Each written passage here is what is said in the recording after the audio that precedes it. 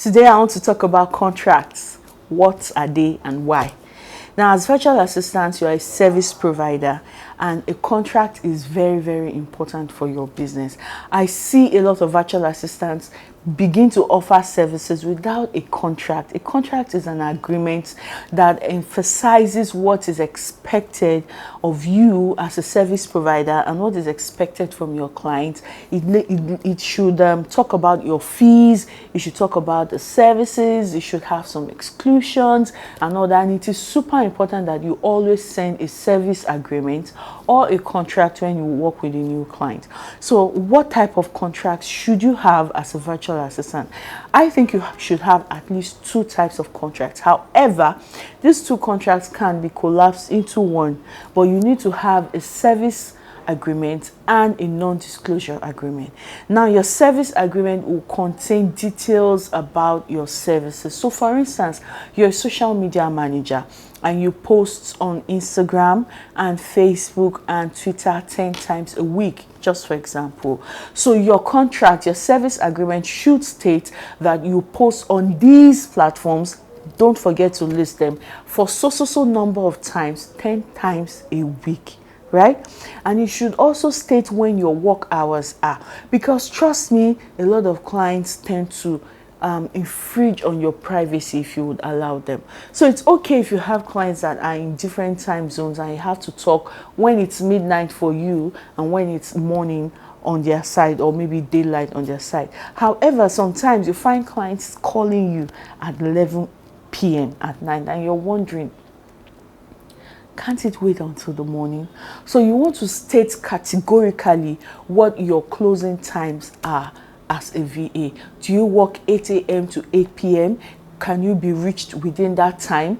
Do you require a certain number of hours before you get back to them? So for instance, you let them know that whatever emails they send, you will respond to them within the hour. And so it means it kind of prepares that client to not expect to hear from you immediately they send you a message, right? Because they're already aware that that is how you work.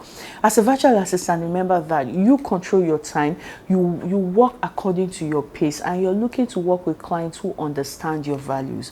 So if you need time, for instance, I need time between 2 and 5 to go pick up my kids. Within that time, I'm not answering anybody. And so it becomes important for me to let my clients know this in my contract so that they can abide by it. And so they are not offended if I'm unable to respond within those hours. So a contract not only tells your client what to expect from you, but it also helps you to place boundaries that are important for your business growth and for your personal growth. True, you know, as a business owner, you don't have to work 24 hours, 7 days a week. Notes to self. You also want to have time for yourself and all that. So you want to make sure that you have some boundaries in place, you know, based on what your current situation is, you know, and the time that you have to be available. Now, people ask me, what type of contract should I send? I believe you should have two major contracts. I already mentioned that. The first one is the service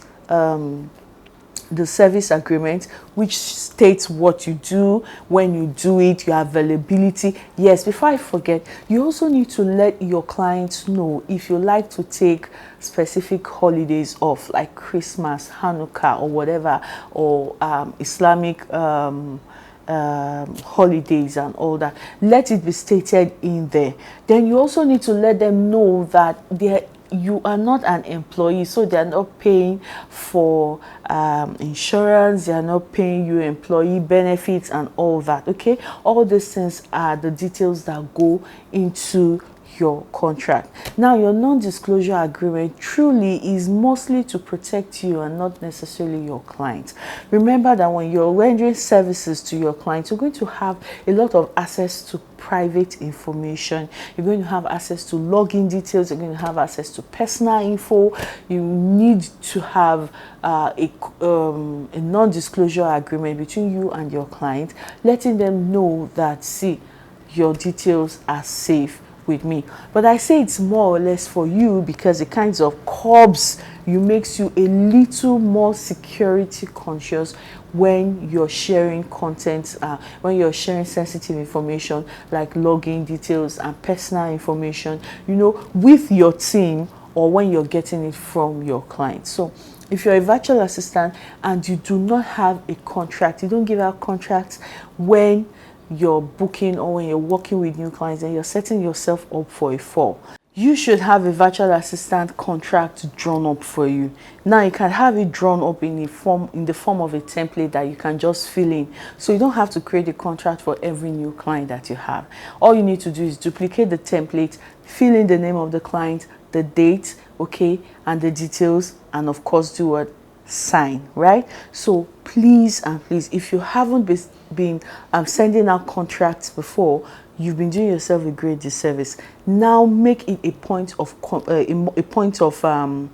what's it called now, action, okay, to set up to create a contract and put it as a part of your process as a virtual assistant, that when a client pays you, they sign your contract. Okay, let them sign a service agreement or a contract that protects both you and your client. I'll see you again soon.